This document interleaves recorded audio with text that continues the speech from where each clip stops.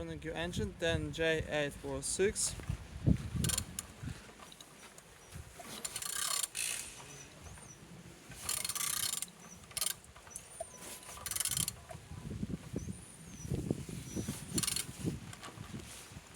It's running good. The front engines looks good, as you can see. Compressor, nice. Altimeter on the good conditions. And on this side, everything nice, as you can see. Look as well on the windows. No water inside.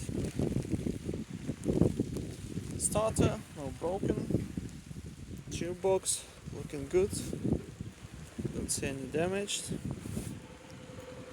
But on this side, engines are damaged. On this part, as you can see.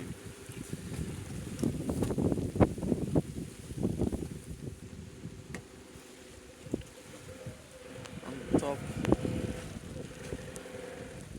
plastics cover looking good.